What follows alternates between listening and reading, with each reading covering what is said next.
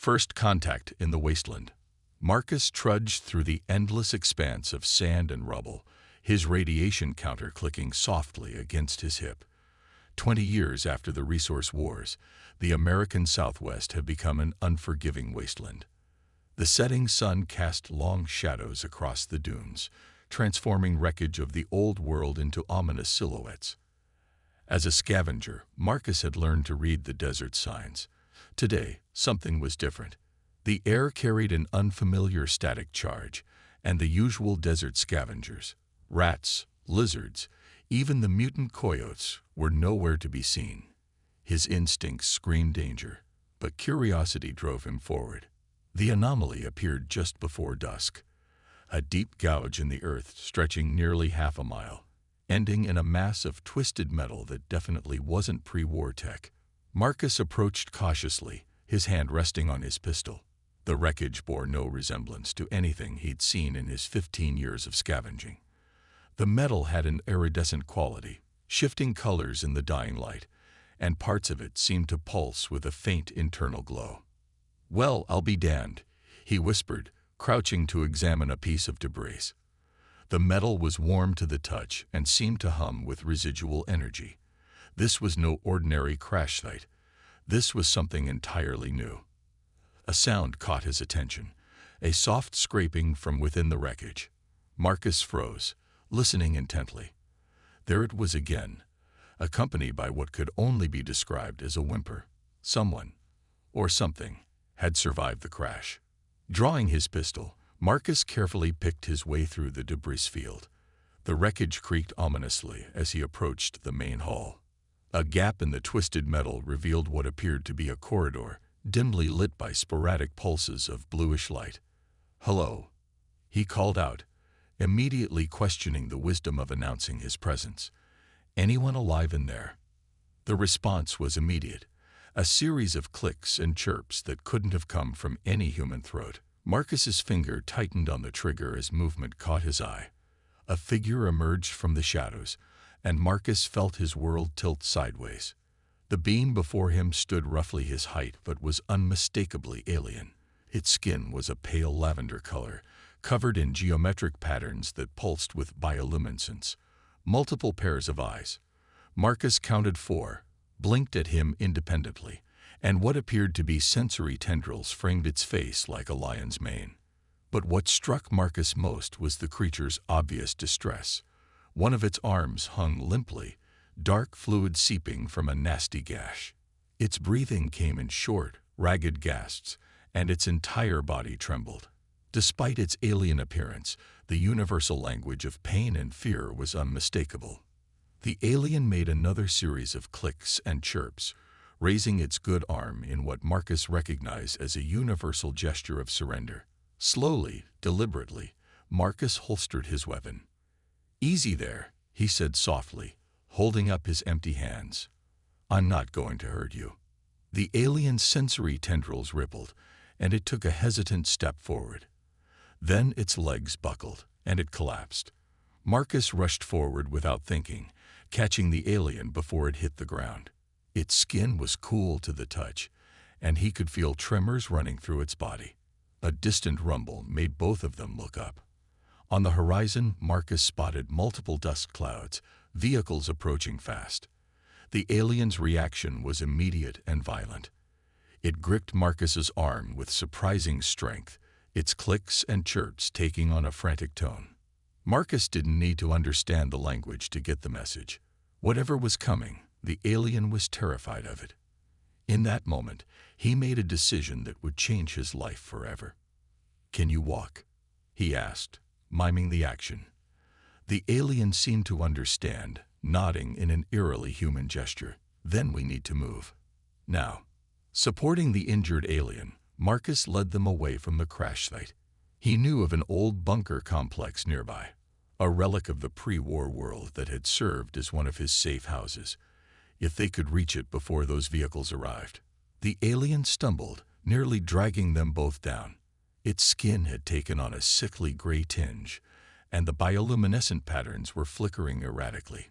Marcus knew they'd never make it to the bunker at this rate. The vehicles were getting closer, He could hear the roar of their engines now. With a muttered curse, Marcus scooped the alien into his arms. It was surprisingly light, perhaps due to having evolved on a lower gravity world. The alien chirped in surprise, but didn't resist. "Hold on," Marcus grunted, setting off at a steady jog. "And try not to glow so much. Last thing we need is to light up the night like a damn beacon." As if understanding, the alien's bioluminescence dimmed until it was barely visible. Marcus allowed himself a grim smile. Maybe they had a chance after all. But as the sound of engines grew louder, he couldn't help wondering what he'd gotten himself into. He was a scavenger, not a hero. He'd survived this long by avoiding trouble, not running headlong into it. Yet here he was, carrying an injured alien through the desert night, running from who knows what. All because what? Because the alien had looked scared. Because it needed help. Because sometimes, Marcus realized, being human meant doing the right thing, even when it wasn't the smart thing, even when it might get you killed. The bunker was just ahead. As Marcus ran, he could only hope his humanity wouldn't be the death of them both. Trust in the ruins. The bunker's air filtration system hummed to life as Marcus sealed the heavy door behind them. He gently set the alien down on his sleeping mat, watching as its bioluminescent patterns flickered weakly in the darkness. The emergency lighting cast everything in a harsh red glow, making the alien's lavender skin appear almost black. "Let's take a look at that arm," Marcus muttered, more to fill the silence than anything else. He reached for his medkit, trying to ignore the way the alien's multiple eyes tracked his every movement. The wound was unlike anything he'd seen before. The edges seemed to shimmer, as if the alien's flesh couldn't quite decide what dimension it wanted to exist in. The alien chirped softly as Marcus cleaned the wound, its sensory tendrils waving in what he hoped was curiosity rather than distress. As he worked, he noticed patterns in the chirps and clicks. Definitely a language, not just random sounds. "I'm Marcus," he said, pointing to himself. Then he gestured to the alien. "And you are?" The alien was silent for a moment, its tendrils moving in complex patterns. Then it made a sound like wind through crystal. "Syra." Marcus blinked in surprise. "Syra." He attempted, mangling the pronunciation. The alien's patterns brightened slightly, and it nodded. "Shira," it corrected gently. Then it pointed at Marcus with its good arm. "Mamarcus. Quick learner, aren't you?" Marcus couldn't help but smile. "Guess we got that going for us at least." As if in response to his words, a deep rumbling shook the bunker. Dust fell from the ceiling as vehicle engines passed overhead. Syra's patterns dimmed in fear, and she, pressed closer to Marcus. "Bad people?" Marcus asked, making his voice questioning. He pointed upward and mimicked shooting a gun. Syra's patterns flashed rapidly, and she made a series of urgent chirps. From a hidden pocket in what Marcus now realized was some kind of environmental suit, she pulled out a small device. With trembling hands, she activated it, projecting a holographic image into the air. Marcus watched in amazement as the image showed a fleet of massive ships, clearly of the same design as Syra's crashed vessel, but far larger. The ships were firing on a smaller vessel, which Marcus recognized as being similar to the wreckage he'd found. "Your people are after you," he said slowly, understanding dawning. "You're running from them. But why?" Syra's patterns dimmed further, and she touched the device again. The image changed, showing what appeared to be some kind of laboratory. Marcus watched in horror as alien scientists performed experiments on other beings, some of their own kind, others completely different species. The subjects were clearly in agony. "They're hurting their own people," Marcus whispered. "And you tried to stop them." Syra nodded, her patterns shifting to a deep blue. She pointed to herself, then mind typing on a keyboard, then made a spreading gesture with her hands. "You exposed them," Marcus guessed. "Got proof of what they were doing and tried to share it." Another nod. Syra's tendrils drooped, and she made a soft, keening sound that needed no translation. Grief, Marcus realized. She'd lost everything to do the right thing. He knew that feeling all too well. Before the wars, he'd been a journalist, exposing corporate corruption. When the bombs fell, he'd watched everything he'd fought for burn. His family, his life's work, all gone in nuclear fire. Without thinking, Marcus reached out and placed his hand on Syra's uninjured arm. Her skin was cool and slightly textured, like fine leather. "You did the right thing," he said firmly. "Sometimes that's all we can do." Syra's patterns shifted to a softer hue, and she placed her hand over his. For a moment, they sat in companionable silence, two beings united by sacrifice and principle across the gulf of species. The moment was shattered by another rumble overhead, closer this time. Marcus felt Syra tense beneath his hand. They couldn't stay here. The bunker might hide them for a while. But eventually, they'd be found. "We need supplies," Marcus said, standing. He began gathering essential items: water, food, medical supplies, ammunition. "And we need to move. There's an old military installation about 3 days' walk from here. If anything on this planet can help us fight back, we'll find it there." Syra watched him pack, her patterns shifting through various colors. Finally, she stood, wobbling slightly but determined. She pointed to Marcus's canteen, then to herself, making a negative gesture. "You don't need water?" Marcus asked, miming drinking. Syra shook her head, then pointed to his food rations with the same negative gesture. "No food either." "What do you?" Marcus trailed off as Syra's patterns began to pulse rhythmically. She spread her arms, and for a moment, her bioluminescence brightened until the whole bunker was bathed in soft light. "Light?" Marcus asked incredulously. "You feed on light." Syra nodded, looking almost embarrassed. She gestured to the dim emergency lighting, then to herself, making a weak gesture. "Not enough here." Marcus understood. "You need sunlight. Real sunlight." He cursed under his breath. They'd have to travel during the day, exactly when they'd be most visible to their pursuers. But they had no choice. Without proper sustenance, Syra would weaken and die. And after everything she'd risked to expose the truth, Marcus couldn't let that happen. "We'll figure it out," he promised, not sure if Syra could understand the words but hoping she'd get the meaning. Together. Syra's patterns brightened briefly, and she made a sound that might have been a laugh. She pointed to herself, then to Marcus, then made a flowing gesture with her hands that somehow managed to convey both uncertainty and hope. Marcus nodded. "Yeah," he said. "Strange pair, aren't we?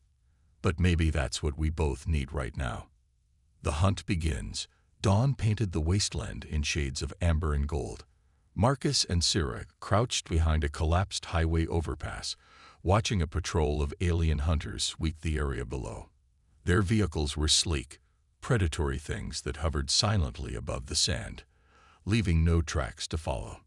The hunters themselves were clearly of Syra's species, but where her patterns pulsed with gentle light, theirs blazed harsh and sharp. They wore what appeared to be combat suits, bristling with technology Marcus couldn't begin to understand. Syra's patterns had dimmed to near invisibility, but Marcus could feel her trembling beside him. One of the hunters raised a device that looked unsettlingly like a weapon, scanning the horizon. Marcus held his breath as the scan passed over their position. The device chirped, and the hunter barked something in their crystalline language. Syra's grip on Marcus's arm tightened painfully. The patrol moved on, but both fugitives knew their safety was temporary. "They're tracking your energy signature," Marcus whispered once the patrol was out of sight. "That's why they keep finding us." Syra nodded miserably. She gestured to her bioluminescent patterns, then made a cutting motion with her hand. The meaning was clear. She couldn't shut them off completely. They were as much a part of her as breathing. Marcus watched as Syra stretched her uninjured arm toward a patch of sunlight, her patterns brightening slightly as she absorbed the energy. The wound on her other arm was healing remarkably fast, but she was still weak from the crash and their constant movement.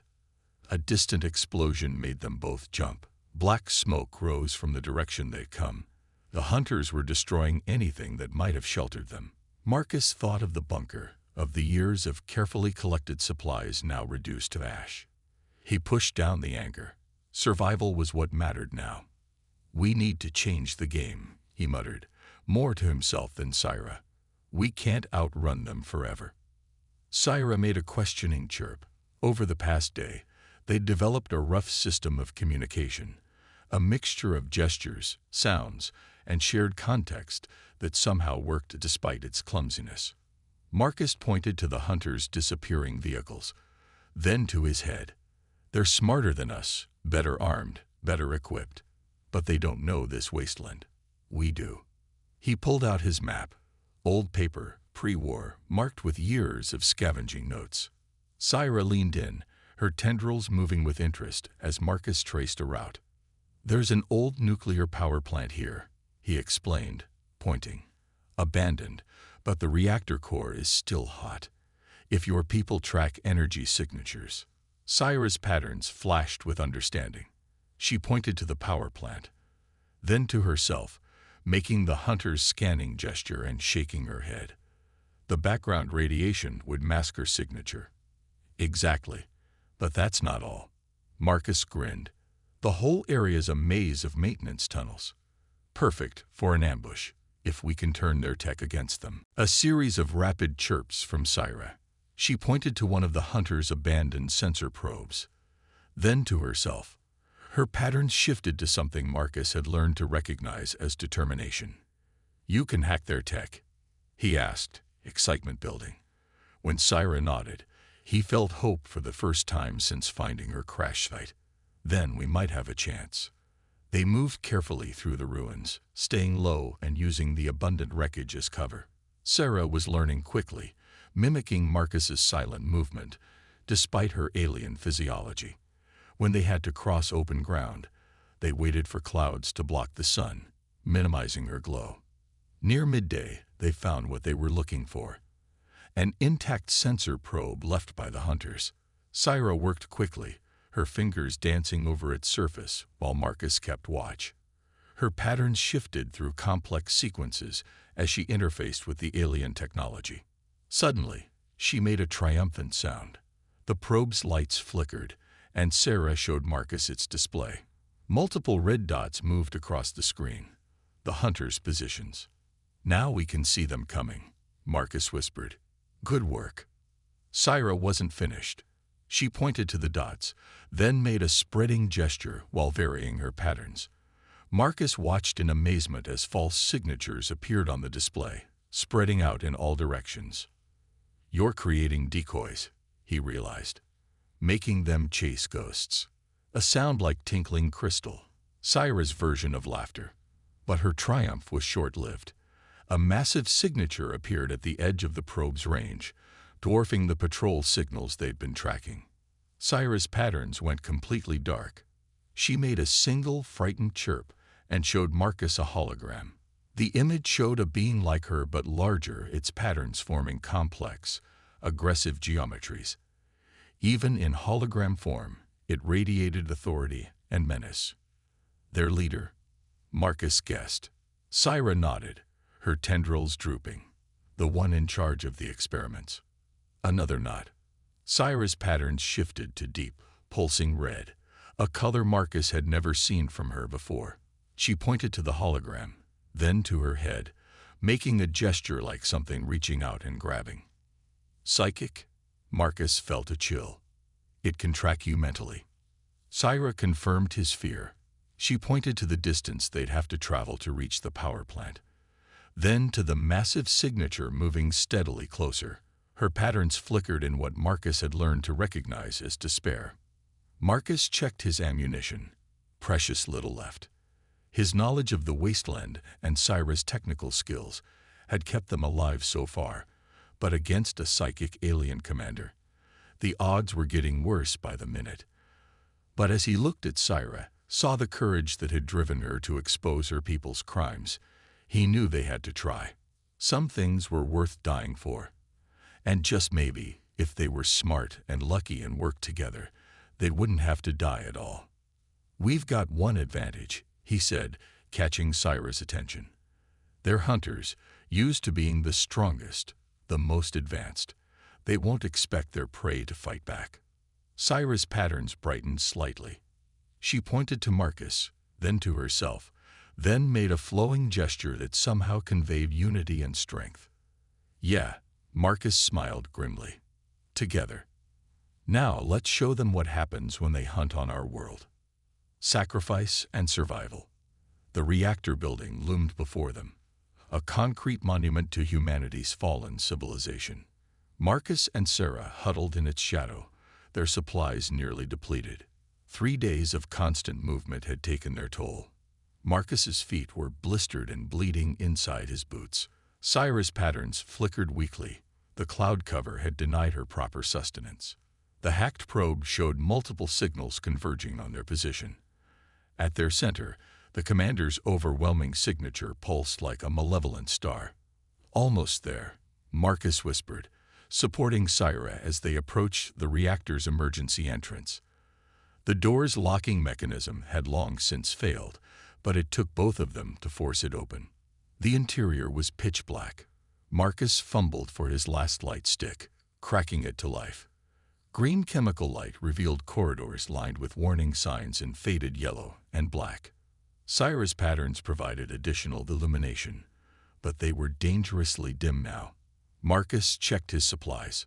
1 clip of ammunition, half a canteen of water, a single protein bar he'd been saving. His stomach growled. It had been 2 days since his last meal. Syra made a concerned chirp, pointing to his midsection. Marcus forced a smile. "I'm fine.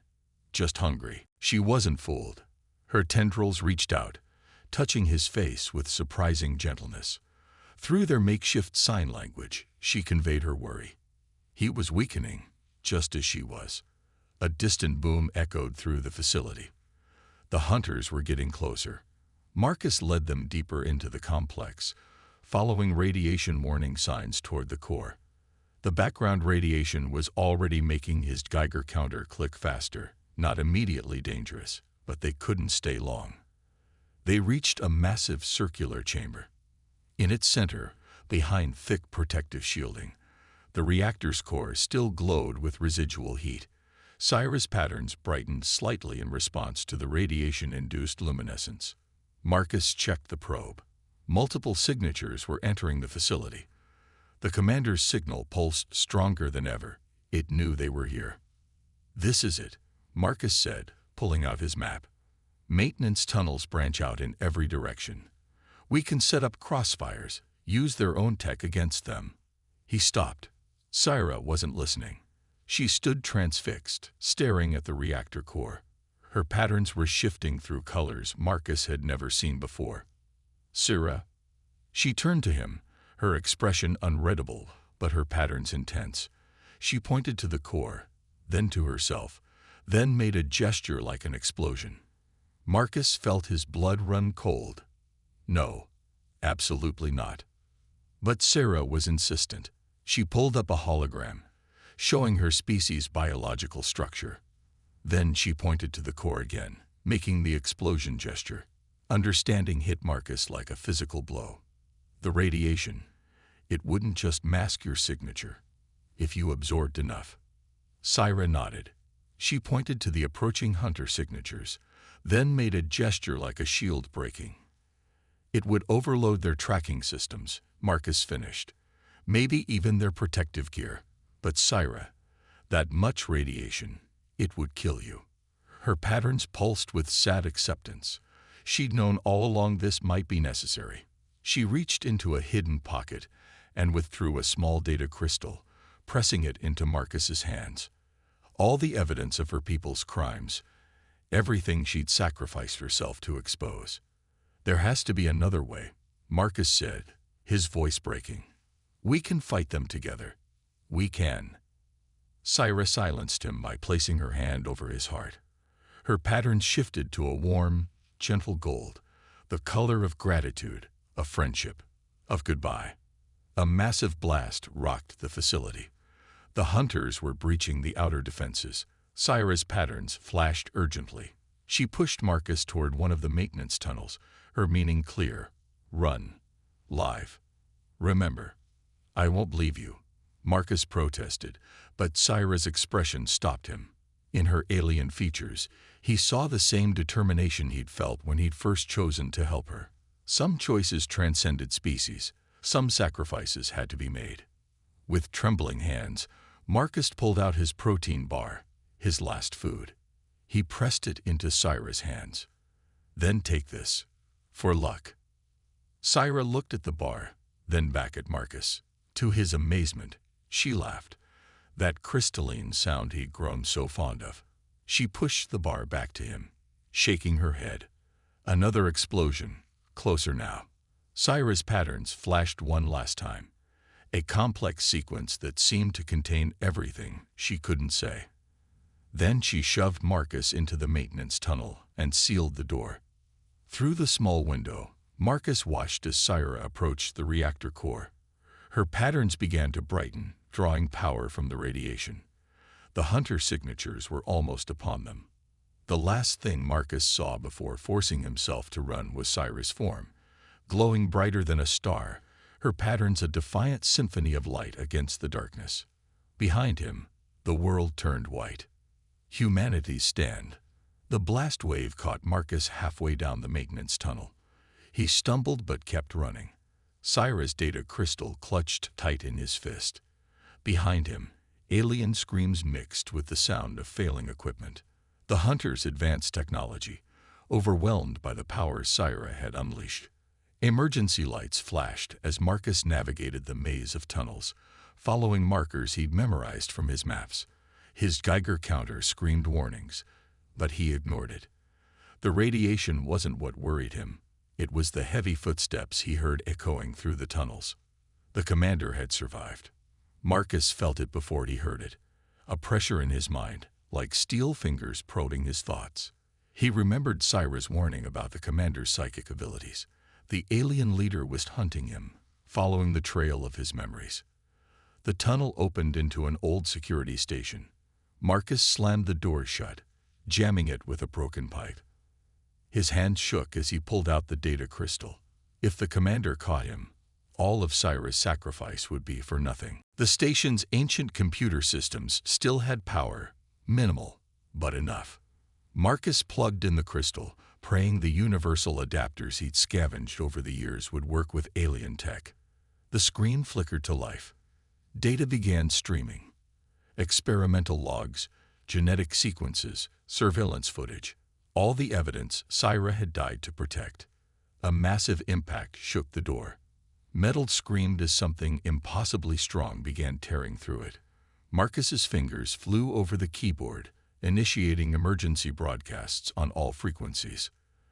The data would transmit to every working receiver in range, and in this region, that meant the surviving settlements. People would know the truth. They would be ready. The door exploded inward. Through the smoke stepped a being that made Syra look small and delicate by comparison.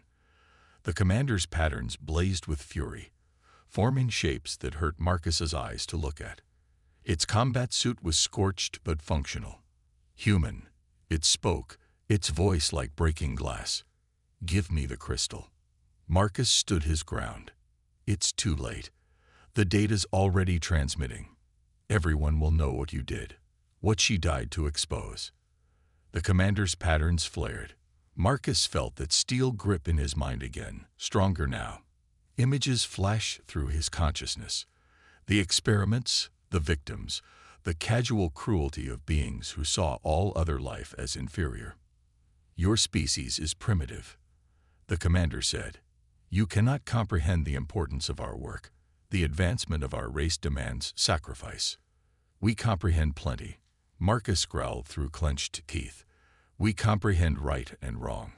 We comprehend courage. And thanks to Syra, we comprehend exactly what kind of monsters you are. The commander's patterns shifted to deadly geometries. Then you will die with that comprehension. It raised a weapon, but Marcus was already moving. He dove behind a console as energy blast superheated the air where he'd stood. The computer station exploded in a shower of sparks, but the transmission continued on emergency power. The commander advanced, its massive form filling the room. Marcus's pistol would be useless against its combat suit, but as he crouched in the darkness, he smiled. The commander had made a fatal mistake. It had followed him exactly where he'd wanted it to go. Marcus pulled a small device from his pocket, the hacked sensor probe Syra had modified. But she'd done more than just hack it. She'd turned it into a weapon. The commander's pattern suddenly flickered in alarm. Too late, it realized the trap. The probe wasn't just broadcasting signals, it was absorbing them. All the energy the commander's suit was emitting, all the power of its own bioluminescence, sucked in and reflected back in a devastating feedback loop. The commander screamed as its patterns went haywire. Its combat suit sparked and failed, psychic defenses collapsing under the overload. Marcus didn't hesitate. He raised his pistol and emptied the clip into the commander's exposed flesh. The alien leader fell, its patterns fading to dull gray. Its last thought, projected into Marcus's mind, was pure disbelief that primitives could defeat beings so advanced, so superior. Marcus stood over the commander's body, his hands shaking. "You never understood," he said softly. "Technology isn't what makes a species advanced. It's compassion, courage, the willingness to sacrifice for what's right. Syra understood that. She was worth 1,000 of you." The transmission complete, Marcus collected the data crystal and stepped out of the security station. His Geiger counter had fallen silent. The radiation was already fading. In the distance, he heard engines. But these weren't alien hunters. These were the sounds of human vehicles approaching from the nearby settlements. They'd received the transmission. They were coming. Marcus looked up through a breach in the ceiling. The clouds had parted, letting in a shaft of sunlight. For a moment, he thought he saw patterns in the light, shifting and dancing like Syra's had. Perhaps it was a trick of radiation-addled eyes. Perhaps it was something more. He smiled, remembering how she'd rejected his last offering of food. She'd known even then that she didn't need it, that what sustained her was something far more fundamental. Light. Hope. The courage to stand against darkness. "Goodbye, friend," he whispered to the light. "We'll make sure it was worth it." Marcus stepped out into the wasteland, ready to meet the approaching vehicles. The world was about to change. Humanity now knew they weren't alone in the universe, and they knew both the wonders and horrors that awaited them among the stars. But they also knew that when it mattered, a human and an alien had stood together, had fought together, had proven that compassion could bridge the gulf between species, that sacrifice could light the way forward. And in the end, that light would be enough.